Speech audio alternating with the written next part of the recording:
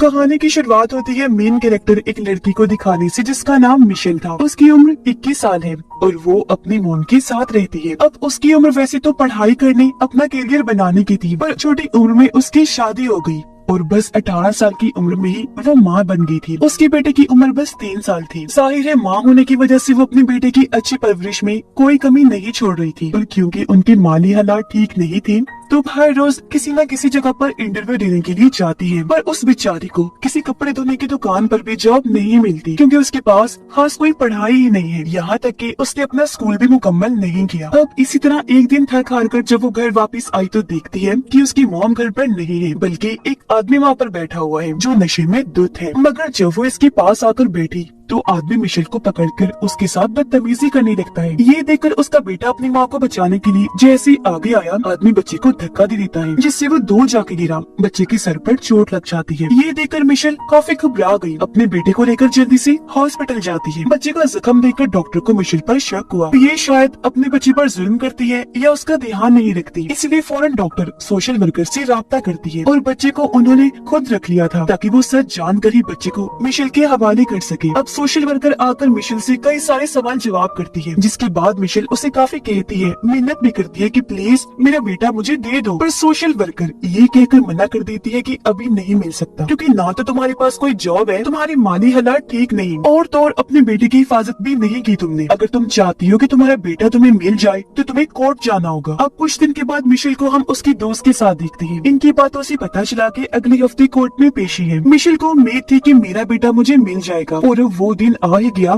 जब इन्हें कोर्ट जाना था। अब घर से तो बाहर आ गई थी पर उसे उस जगह का पता नहीं था जहाँ उसे जाना था। वो कुछ देर इधर उधर भटकने के बाद एक दुकान पर जाकर पूछताछ करने लगती है। इसी दुकान पर मिशेल की मुलाकात एरियल नाम की एक आदमी से होती है जो मिशेल को लिफ्ट देने का कहता है। अब एरियल पर वो यकीन कर सकती थी इसलिए मान गई क्योंकि मिशेल उसे जानती थी। ये उसकी दोस्त का डैड था और तो और उसके पास इंतजार करने का टाइम भी नहीं था, इसलिए ये दोनों एरियल के ट्रक में बैठकर यहाँ से निकल जाते हैं। रास्ते में एरियल मिशेल को कहता है कि मेरे पास कुछ डॉग्स हैं, तो क्यों ना तुम अपने बेटे के लिए एक डॉग ले लो। पर इसके लिए मिशेल राजी नहीं होती क्योंकि उसे देर हो रही थी, लेकिन वो ये भी सोचती है कि मेरे बेटे को डॉग्स बहुत पसंद है। वो खुश हो जाएगा इसीलिए वो राजी हो जाती है। ये दोनों जब एरियल के घर के बाहर पहुँचे तो वहाँ एक डॉगी थी जिसे देखकर मिशेल को शक नहीं हुआ। पर जब भी दोनों अंदर आई तो मिशेल सारी बात समझ जाती है कि वो मुझे यहाँ क्यों लाया है, गलत इरादे से, क्योंकि अंदर आते ही फौरन उसने दरवाजा बंद कर लिया था। पर अब जब मिशेल को एहसास हुआ तो काफी देर हो गई थी। वो उसे पकड़कर पहले हाथ पांव बांधता है,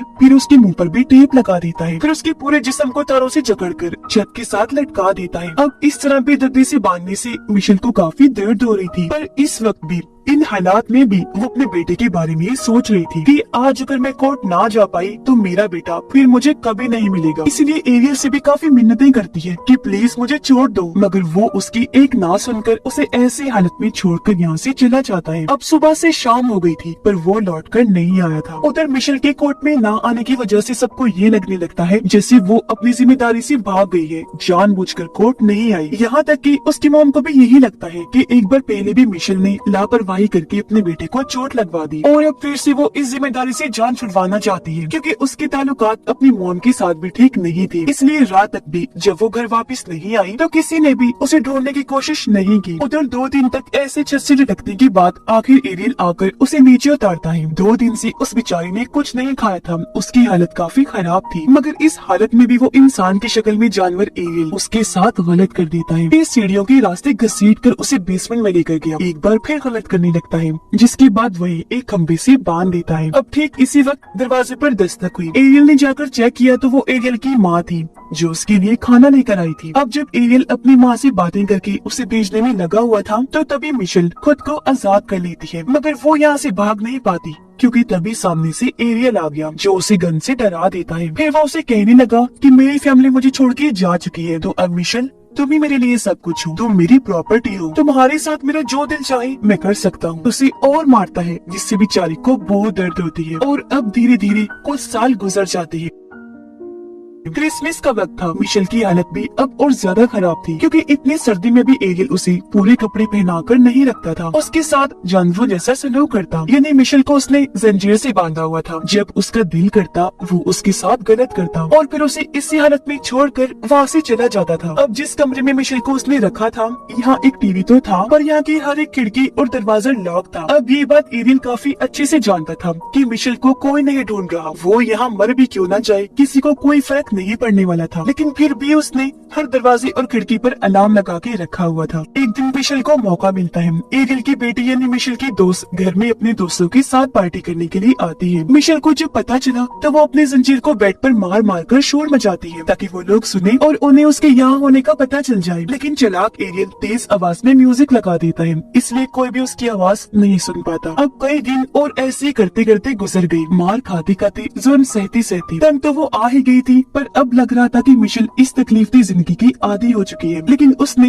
हिम्मत कभी नहीं हारी थी। अब एक दिन एरियल उसे एक डॉगी लाकर देता है जिससे मिशेल काफी खेलती है, पर जब वो डॉगी को लेकर यहाँ से भागने की कोशिश करती है तो एरियल एक बार फिर उसे पकड़ लेता है। मिशेल को सजा देने के लिए वो डॉगी को उसकी आंखों के सामने ही मार देता है। वो फिर उसे धमकाता है कि अब अगर तुमने भागने की कोशिश की तो अगली बार डॉगी की जगह तुम होगी, तुम्हारा भी यही हशर होगा। अब एरियल इस गंदे खेल को गेम की तरह ही एंजॉय कर रहा था। वो इस कदर दरिंदा बन चुका था कि इस चीज की उसे आदत हो गई थी। इसीलिए वो फिर एक लड़की को अगवा करके लाता है। इस लड़की का नाम अमेंडा होता है। इसकी उम्र 17 साल थी और अब वो इन दोनों को जंजीर से बांधकर अलग अलग कमरे में रखता है। पर अक्सर जब दोनों को आजाद किया जाता तो मिशेल अमेंडा के पास आकर उससे बात करने की कोशिश करती थी, लेकिन ये तो बस हमेशा रोती ही रहती है। अब मिशेल टीवी पर देखती है कि पुलिस अमेंडा को ढूंढ रही है। साथ ही उसकी फैमिली, उसकी दोस्त, हर कोई अपील कर रहा है कि उसे जल्द से जल्द ढूंढा जाए। उसके लिए रैलीस निकाली जा रही थी, साथ ही मोमबत्तियां जलाकर दुआ भी की जा रही थी कि वो जल्द से जल्द मिल जाए। अब ये देखकर मिशेल सोचती है कि मेरे लिए तो ऐसा कुछ भी नहीं किया गया था। अब उसे अमेंडा के लिए बुरा तो लग रहा था, लेकिन कहीं न कहीं इस खबर से उसे दुख भी पहुंचा था। और अब ऐसे कई दिन और गुजर जाते हैं। एक दिन मिशेल को पता चला कि मैं माँ बनने वाली हूँ, और जब ये बात एरियल को पता चली तो वो उसके पेट पर भारी डंबल से हमला करता है ताकि उसका बच्चा ना रहे। इस चीज से मिशेल को बहुत तकलीफ सहनी पड़ी, पर एरियल को इससे कोई भी फर्क नहीं पड़ रहा था। और अब जैसे मिशेल की हालत ठीक हुई, एरियल उसे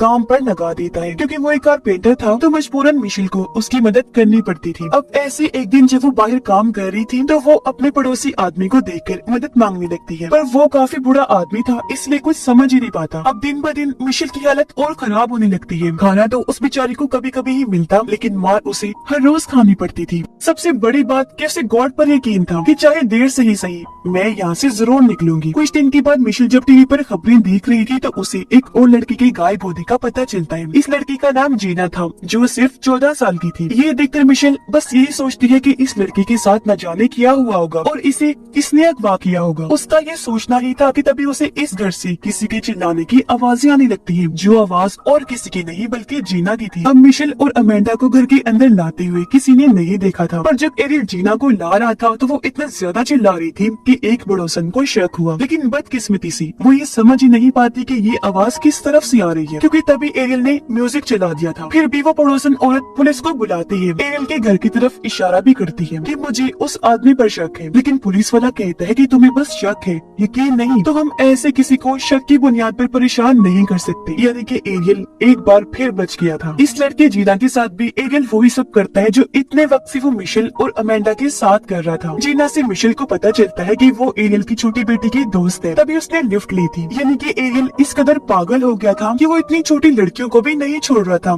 इतना गिर गया था वो। अब एरियल मिशेल और जीना को एक साथ कमरे में रखता था। दोनों के बाल भी काट दिए थे, पर अमेंडा को वो हमेशा अपने पास रखता था, उसके बाल नहीं काटे थे।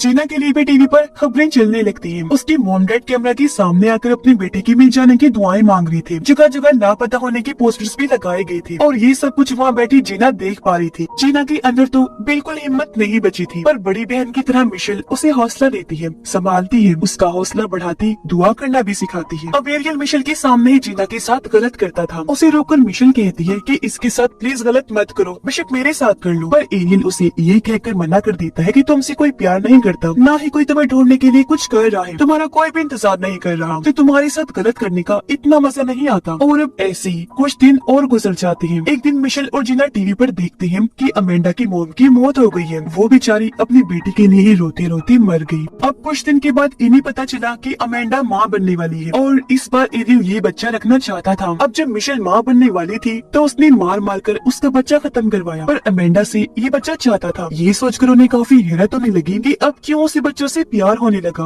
अमेंडा की एक बेटी पैदा हुई जो बहुत प्यारी थी। अब गन पॉइंट पर मिशेल को बच्चा पैदा करने में उसकी मदद करनी पड़ती है। खैर वक्त के साथ साथ वो बच्ची बड़ी हो रही थी, जिस वजह से उसकी माँ अमेंडा को थोड़ी अहमियत दी जाने लगी। मतलब उसकी जिंदगी पहले से बेहतर बना दी गई थी। पर मिशेल और जीना की जिंदगी तो पहले जैसी ही बदतर थी। यानी हमेशा सड़ा हुआ खाना, कभी कभी नहाने का मौका और थोड़ी सी आजादी जो वो टीवी वगैरह देख ले। अब यहाँ मिशेल के साथ एरियल का रवैया ज्यादा ही सख्त। वो उसे 4 दिन का सड़ा हुआ खाना देता, वो भी 2 दिन के बाद। साथ ही काम भी वो ज्यादा करवाया करता था। वो पुरानी हो गई थी, इसकी वजह ये थी। अब अमेंडा की बेटी को देखकर मिशेल को अपने बेटे की याद आया करती थी। वो ये सोचती है क्योंकि काफी साल गुजर गए हैं तो मेरा बेटा अब बड़ा हो गया होगा। हर साल मिशेल दीवार पर अपने बेटे की बर्थडे का कागज लगाती आ रही थी, जिससे हम जान पाए कि उन्हें यहाँ पर रहते रहते 7 साल हो गए थे। अब जब अमेंडा की बेटी 6 साल की हुई तो यहाँ एरियल एक गलती कर देता है। वो घर से बाहर जाते वक्त दरवाजा बंद करना भूल जाता है और ये चीज अमेंडा की बेटी देख लेती है, जो बाद जाकर वो अपनी मॉम को बता भी देती है और उसे लाकर खुला हुआ दरवाजा दिखाती भी है। अब पहले तो अमेंडा को लगा कि ये जरूर एरियल की चाल है, क्योंकि वो पहले भी कई बार ऐसा कर चुका था। अमेंडा को लग रहा था जिससे वो बाहर ही खड़ा हुआ है, लेकिन जब वो बाहर गई तो ये जानकर वो काफी हैरान और खुश हो गई कि सच में आज वो दरवाजा बंद करना भूल गया था। उसी वक्त वो अपनी बेटी को लेकर बाहर आई और